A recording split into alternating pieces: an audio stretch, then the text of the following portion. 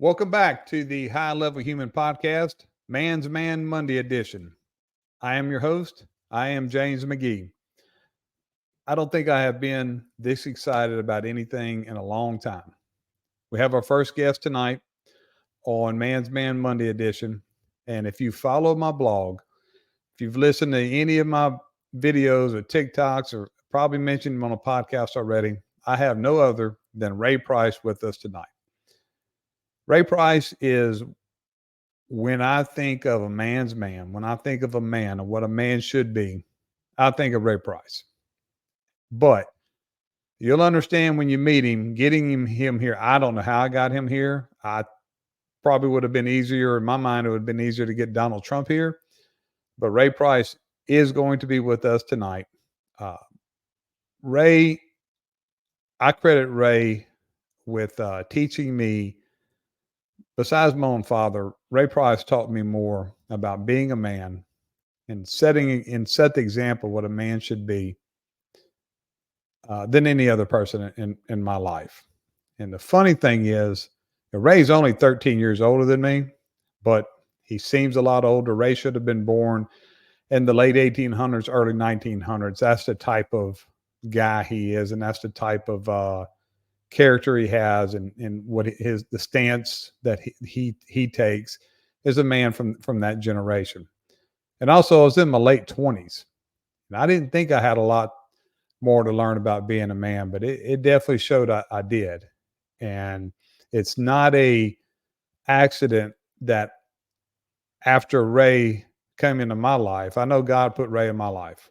When Ray came into my life, I started excelling professionally, personally. I just became a better person, definitely became a better leader.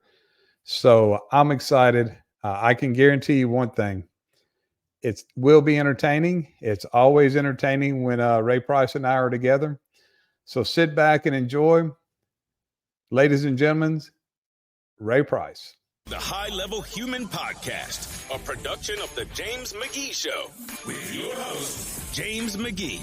He pulls no punches. He's in your face, and he keeps it real. Join him for candid discussions about life, leadership, and living the life of a high-level human.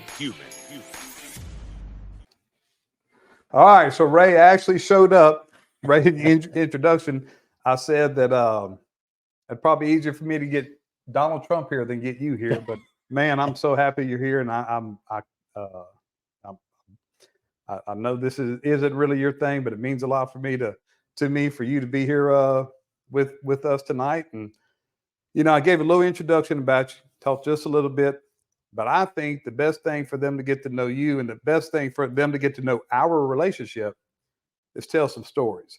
So the best one to start with is the original story, our favorite one, the pie story. So why don't you tell that one? I'm gonna follow up with one. Well, okay. You remember, right? I was at lunchtime and I'd go eat lunch and we worked south together. Mm-hmm. And Lori cooked a blackberry sweet dough pie. And I'd ate my big old hunk and I thought about you. So I'll bring one, but I just wasn't there yet, So, we went on the call and we met up. And I said, James, I said, I had a big old piece of blackberry sweet dough pie, and I said, I started bringing you a piece. I said, I ain't figured out whether I like you yet or not. Then you looked at me and said, and I'm serious. Oh, I was serious. And you were dead serious. Yeah, I was dead serious.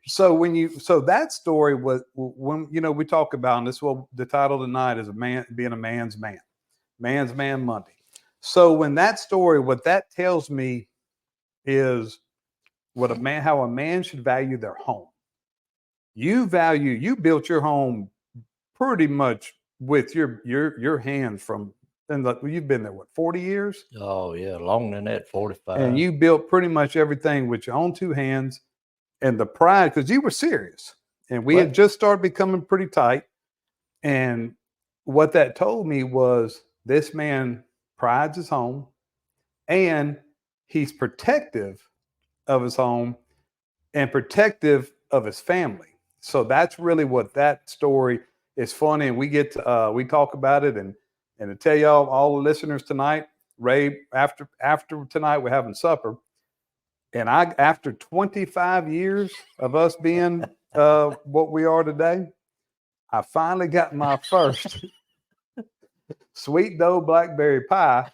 So I think that must mean that you like me. Well, yeah, that's probably it. It's that was the idea behind bringing you blackberry pie. So that just gives you evidence. You probably pretty much knew that I liked you, but you wasn't sure. Well, we got a picture of it with us tonight. That's so right. So well, when I think of stories, and I thought about some stories that I'd want to tell, and I want you to tell whatever you want after that.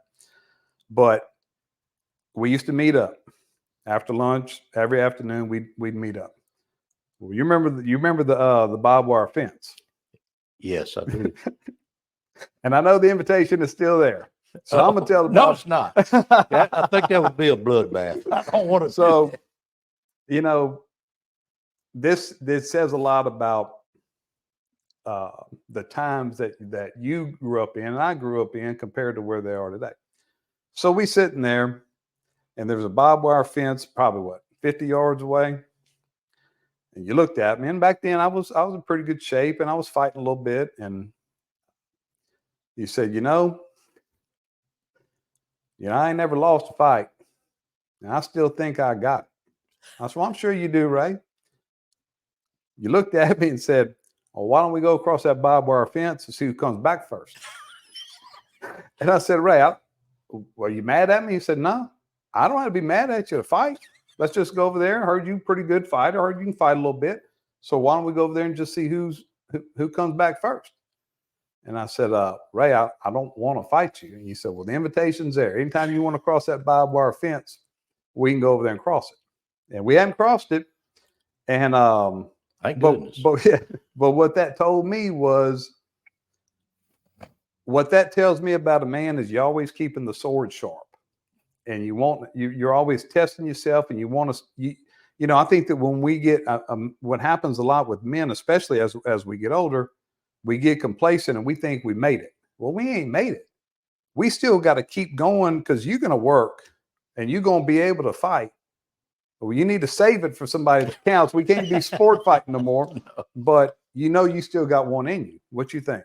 Well, I think you're absolutely right. And one thing that you don't remember about that, because I knew it then, that was about 2 months after the blackberry pie. Mm-hmm. What I said is, I know who's going to come back across that fence.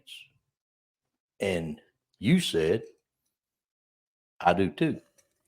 So that told me a lot about you. Now, I think you was wrong. I still think I'd cross that fence first, but you never know. And I don't want to try it out. But then that right then says, well, this guy's got a set, and I can deal with that. So that's what I remember about that. Well, I tell you what, I'm gonna tell one that probably, now that we're both retired, we can say what the hell we want to say. That's true. So I don't know if you remember this one. Okay, listening. So we would go on domestic disturbances together, and for probably the first 3 or 4 months, every time you'd get there first, as soon as you would get there, you'd code 4. Now, code 4 for all the listeners, it would cancel me. So I wasn't needed. So after about the 3rd or 4th time, so I'm going to ask him what's going on with this, because it was as soon as you would get there. And so I cornered you one day, and I said, Ray, why do you code 4 me every time? So, well, that's simple. The answer is, I don't know if I trust you enough, because I get over there and somebody starts mouthing off, I might want to slap the shit out of them. And I don't know if I trust you enough yet. It's a true story. It's a very true story. And so, I think we were pretty good, Ray. We definitely, we got in some fights together, and we definitely did pretty well. How long do you think we'd have survived in the body cam era? Oh, no, that was, in fact, I got caught up in it a little bit. Wasn't nothing bad or nothing, but still and all, you forget it's there. And, I got to tell you that, when we left the call, I didn't follow my cases up through the DA's office and the judges and all that, because you get disappointed. Yeah. But I knew that when I left that call, and that little guy that was cussing his mama or slapping his grandma and stuff, he didn't do it the rest of that day. He didn't do it the next day, probably.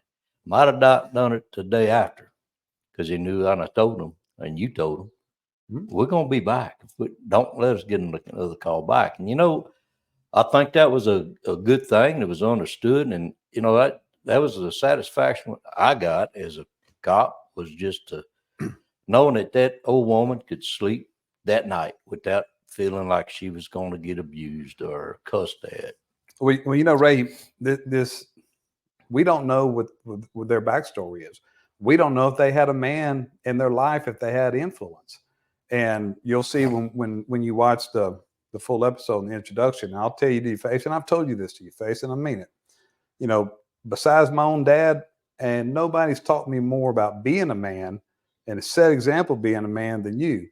And what's funny is that I didn't even get to know you till I was in my late 20s.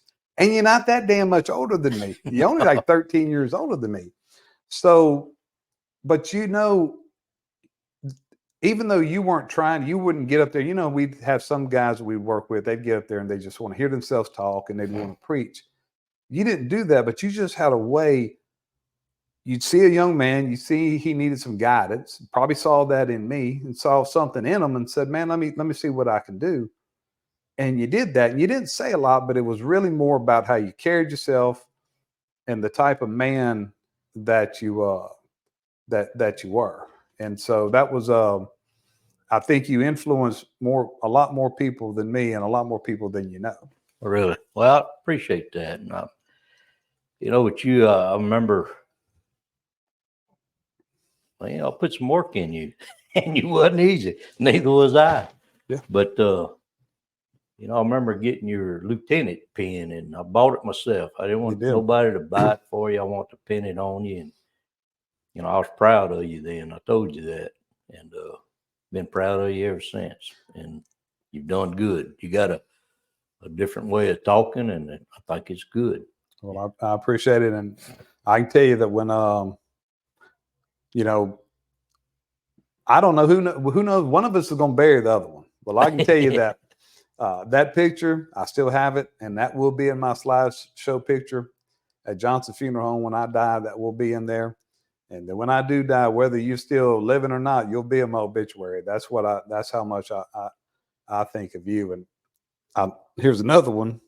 I don't know. You got any other? Well, I got another story, but I'll see you got one first. Well, I just for a fact, I told Laura the other day, and just here this last week, I said, this is what I want when I croak, when I die. I said, I don't want this and I don't want that. And some of these folks that didn't like me and don't come around. I'm good. My last breath, I don't want to waste it on people I don't care about, and they don't care about me, and it's obvious. So it's no, I'm not mad, but just I want to be with my Lord. And I says, if you need something, I said, you call James McGee. I said, you need to get rid of my stuff. I said, he'll take care of it. I says, he's your guy. And that's the God's honest truth. And I really feel that. I know that you'll take care of it because of my respect for you and yours for mine. I have no worries about that. I'm good. Well, there's no bigger honor than that. And I guarantee you, I know what your wishes are, and I know who you don't want there, and they won't be there. I always tell Beth, we got a mutual friend, go way back with Roy Malone, big guy. And I was told, I said, I want Roy Malone standing by the casket. And the first some bishop comes up there and says, that was a good old guy. I said, have Roy throw him out. Roy's the bouncer. Because the one that's going to go up there and say he was a good guy, he lied. He's lying.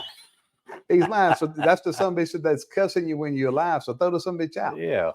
But I'll tell you, you're when I think, and I said this already, but I'm going to say it again. When I think of a man, I think of two people, you and your dad. Now, your dad was Ray Price times 10. And you talk about just stand up.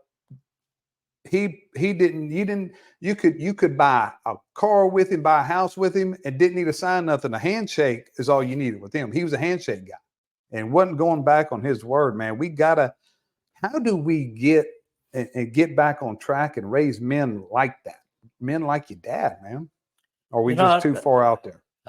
I don't, there's a few of them, but back then I think what it was is that was the majority, like fixing my house. It wasn't because I was good and fixed it up nice. It was because I'm poor and I just had to fix it. Yeah. And, the majority of men back then, like my dad, he's just a tough guy and I'm proud of my dad. But that was the majority of men were like that. And it's not so now. And then the other thing behind that is you had men inside the family raising kids. Not that we do great, but we try. No. But you don't have that now. Now you got, and there's nothing against women, but God made women to be women and men to be men. And and I love my grandbabies and I'll do it, but I don't change diapers and I'll cuddle them and I love it. But when they start getting fussy, they go on to grandma. Yeah. And that's where she takes over. And women always took over. They got that natural inherited quality. And, you hear some women say, well, they don't need a daddy. I'm the man. Well, I don't know that they can do what we can do naturally. And we can't do what they can do. No, and we're okay with that. No, I can't touch them. And we're perfectly okay with that. And I know you, and you've told me you've watched all my videos, you've read all my blogs. So you've heard me tell last week the story about my friend that was having a kind of argument with his brother about the way their parents raised him. Oh, yeah. Can you argue with the results? Well, you can't argue with the results. Look at how, the way your dad raised you. And, we have some good kids. And it's just, they fuck up, they do dumb shit, but their fundamentals are there. And I talk about the fundamentals a lot. The fundamentals are there. They're going to be able, both of your boys, they can work and they know how to work. And when they need, they're going to get out there and work when they need to. And because they know how, they're not going to just be Ray Dies and I don't know what the hell to do. No, you were taught what to do. And that's what I feel like we fail at a lot, is we don't have the fundamentals like we used to. No, it's not taught. It's just like, us trying to teach a girl how to do ballet. That's not her cup of tea. That's for a woman to do in most cases.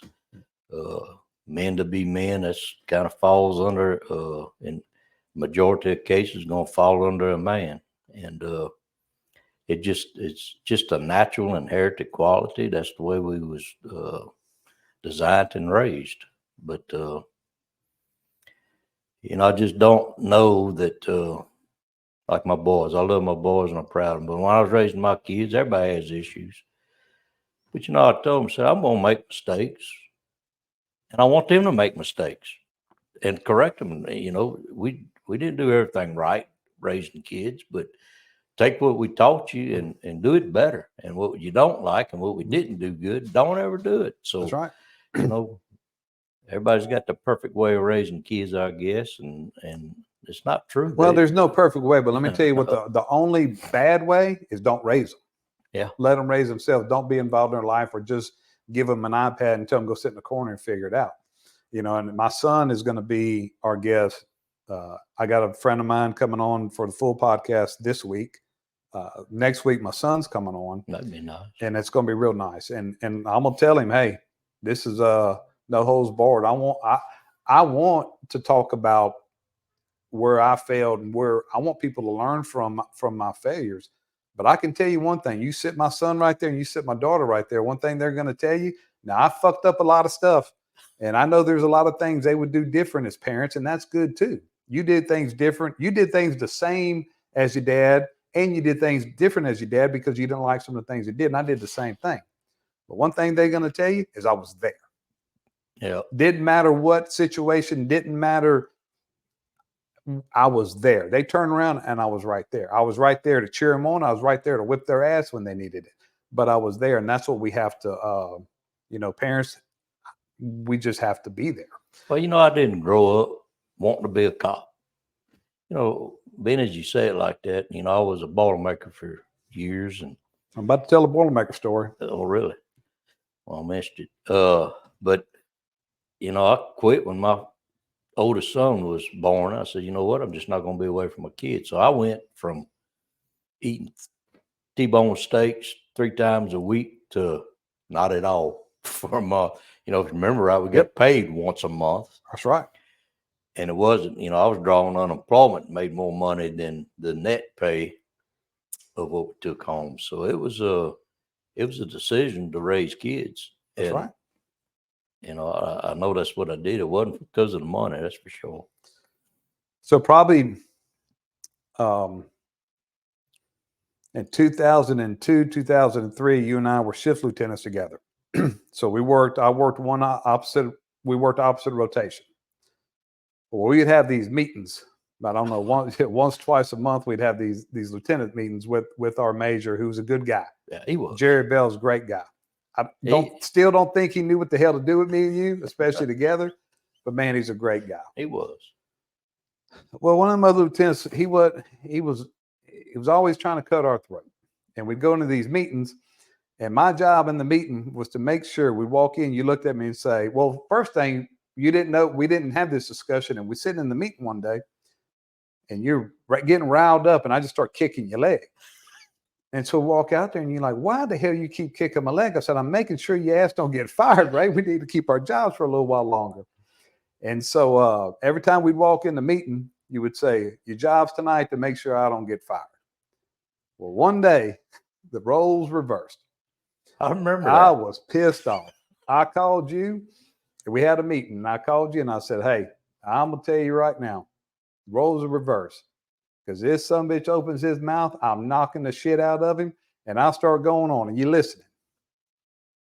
Then pause for a second, and you said, hey, bud, we got a problem. I said, well, what's that? He said, now you got me riled up. He said, I'm going to whip his ass. Then you said, why don't we do this? Let's walk in. If they start cutting up, let's get back to back and just clear the damn room out. And I'll get us some jobs at the Boilermaker local. That's a true story. Because I remember I was off of work, and I said, let me get my fighting coveralls. Let me get my coveralls on. I'll be down there in a minute.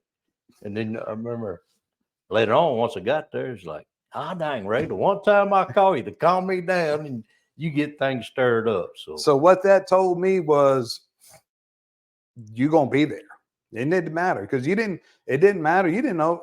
All you heard was my side. You didn't know if I was it didn't right. Matter. It didn't matter. Came I from said a good it. Man. It came from me. I said it. And if we'd have got back to back, we'd have both lost our job, and and you were okay. And that says what kind of loyal person you are. So I appreciate that. But that's a true story, and I feel the same about you. And we were dumb. We were pretty dumb, but you know what? We did. We made it. You know what? And then we managed pretty good. I think, you know, we didn't have trouble on our shifts. So, you know, it was a troubled time. I remember that, but we did good compared to what it could have been. Well, you and I both, I know we're getting past our time a little bit and we're getting hungry. You and I, as leaders, prided ourselves on don't give us an all-star team. No. Anybody can take the best and go, man, a leader, give me the worst, I'm going to make them work. And that's what you would always say. I can work him. You would always tell me that. Give me him. I can work him. Well, you know, that's part of the deal. Them same two that we was going to clear the room with is they had one they couldn't manage, ready to throw him to the dogs. I said, I'll take him. He made a good hand for a long time till he got away from it. Yep. And then he went to a different lieutenant, and he didn't do so well. So, yeah, I didn't turn much down. Neither did you. No, that's not what I learned that from you. You know, give me the worst. Give me the worst, and I'm gonna make them work. It's real easy to get rid of a man. It's hard to challenge yourself. If you're gonna call yourself a leader, then pride yourself on getting somebody to work that others couldn't make work. Yeah. Well, we're gonna go eat. I appreciate you coming. I'd love to have you. We could talk. We could have a whole podcast, the Ray Price Chronicles podcast. We could do so. Anytime you want to come, I'd love to have you. And all our listeners, that is what, when we talk about a man's man from now on, that's what a man's man is. So McGee and Price, we're out.